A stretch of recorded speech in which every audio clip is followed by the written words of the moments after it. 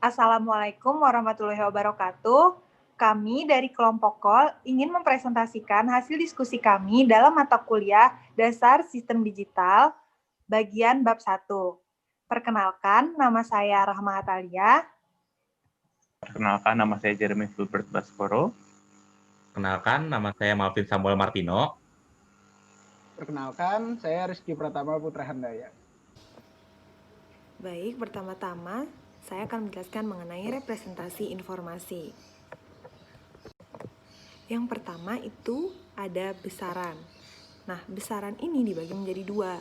Ada besaran fisik alami dan besaran buatan manusia. Besaran fisik alami dan buatan manusia itu dibedakan berdasarkan sifatnya, di mana besaran fisik alami itu bersifat kontinu, sedangkan besaran buatan manusia itu bersifat diskret. Sinyal dibedakan ini berdasarkan sifatnya juga. Kalau sinyal analog itu bersifat kontinu, sedangkan sinyal digital dia bersifat diskret. Bagian ketiga ada nilai biner. Nilai biner adalah sistem nilai yang hanya memiliki dua nilai diskret dan dia dipresentasikan dalam bentuk 1 dan 0, true dan false, high dan low, on dan off. Nah, digit pada biner itu disebut dengan bit. Nah, sedangkan representasi informasi itu apa sih? Yaitu mengambil satu set informasi diskret input dan informasi diskret internal atau system state dan menghasilkan satu set informasi diskret output. Hal ini bisa dilihat pada skema berikut ini. Dan pada sistem informasi yang terakhir itu ada tipe sistem digital, yaitu dibagi menjadi dua, ada yang tanpa kondisi dan dengan kondisi. Kalau tanpa kondisi itu disebut dengan no state present, sedangkan dengan kondisi itu state present. Terima kasih. Bagian selanjutnya akan dilanjutkan oleh teman saya. Oke, terima kasih atas penjelasannya. Sekarang kita lanjut ke materi selanjutnya, yaitu sistem bilangan yang terdiri dari biner, oktal, heksadesimal, dan bilangan desimal. Jadi, dalam sistem bilangan itu terdapat ada 4, tadi sudah dikatakan oleh saya, yaitu biner. Adalah sistem bilangan yang berbasis 2. Bilangan ini terdiri dari 0 dan 1. Kemudian ada sistem bilangan oktal, yaitu sistem bilangan yang berbasis 8. Terdiri dari 8 angka, dimulai dari 0 hingga sampai 7. Lalu heksadesimal adalah sistem bilangan berbasis 16, itu terdiri dari 16 angka, 0, 1 sampai 9, lalu untuk 10 hingga 15 direpresentasikan oleh huruf yaitu A sampai F. Jadi huruf C itu melambangkan 12. Lalu bilangan desimal yang kita gunakan sekarang ini adalah bilangan yang biasa kita gunakan, yaitu bilangan desimal. Lalu perbedaannya adalah bilangan desimal adalah bilangan yang digunakan sehari-hari manusia, sedangkan untuk komputer menggunakan sistem biner. Lalu untuk sistem oktal dan heksadesimal digunakan untuk mempermudah manusia dalam membaca bilangan biner. Bilangan biner 10100 itu terkadang susah untuk dibaca oleh manusia. Selanjutnya, untuk mengubah bentuk dari suatu sistem bilangan ke bilangan ada beberapa, yaitu binary to oktal dan sebaliknya, lalu dari binary to heksimal dan sebaliknya, lalu dari binary to desimal, lalu ada oktal to desimal, lalu ada heksimal to desimal. Jadi untuk mengubah bentuk dari binary to oktal dan heksadesimal, kita harus memecah dari titik paling belakangnya. Jadi untuk oktal dipecah menjadi 3 angka per klaster, sedangkan heksadesimal dibagi menjadi 4 angka per klaster. Lalu untuk dari binary to desimal, kita kalikan dari ini kan 0 pangkat 2 pangkat 0, 2 pangkat 1, 2 pangkat 2, 2 pangkat 3. Lalu dikalikan saja dengan angka di depannya. Hal itu berlaku untuk desimal dan heksadesimal juga, tapi kalau oktal itu 8 pangkat N, sedangkan heksadesimal itu 16 pangkat N. Sekian, silakan dilanjutkan. Oke, baik. Saya akan melanjutkan presentasi yang tadi sudah dibawakan oleh Saudara Jeremy. Sekarang kita akan bahas tentang operasi aritmatik. Di operasi aritmatik ini kita akan membahas tentang konversi dan perhitungan-perhitungan sederhana dari aritmatika bilangan-bilangan yang tadi sudah disebutkan oleh Jeremy. Yang pertama, kita akan masuk ke konversi desimal ke biner. Yang sebelumnya mungkin Jeremy belum jelaskan.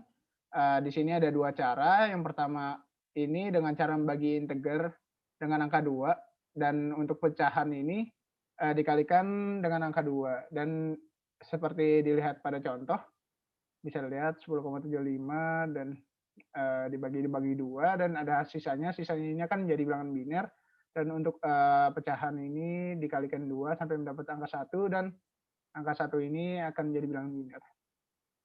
Oke, untuk cara kedua ini dikurangi dengan 2 pangkat n terbesar, bisa dilihat.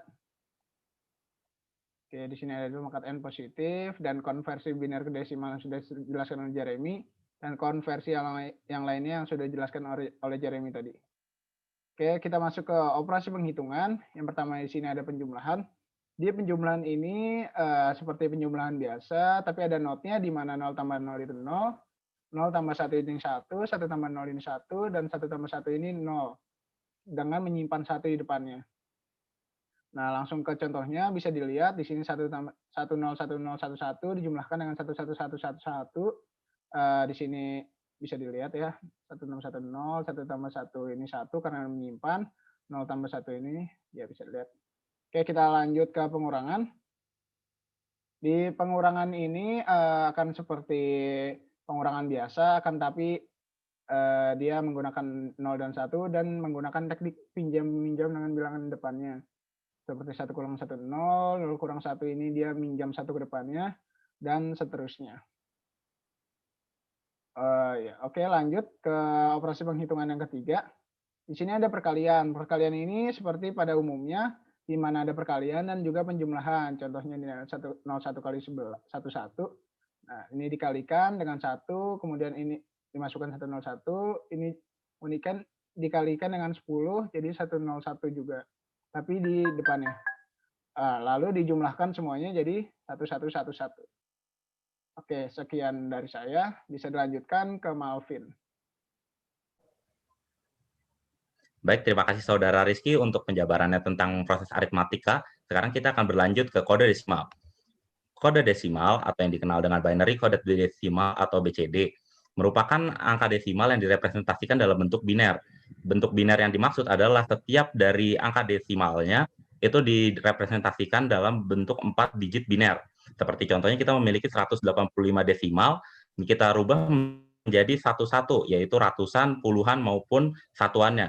Nah, untuk 100-annya adalah 001, lalu 100 dan 001 dalam bentuk BCD. Nah, perbedaan dari konversi biner dan BCD adalah saat kita mengkonversikan desimal menjadi biner, kita akan mengkonversi semua sebagai jumlah dari seluruh pangkatan berbasis 2-nya. Sedangkan untuk yang berubah dari desimal ke BCD, kita akan merepresentasikan 11 saja. Jadi angka 1 direpresentasikan sebagai 001 dan angka 3 direpresentasikan sebagai 0011. Nah, kemudian kita akan masuk kepada contoh dari aritmatika BCD. Aritmatika BCD sama seperti yang tadi telah dijelaskan bahwa bisa dijumlahkan maupun dibikin pengurangan.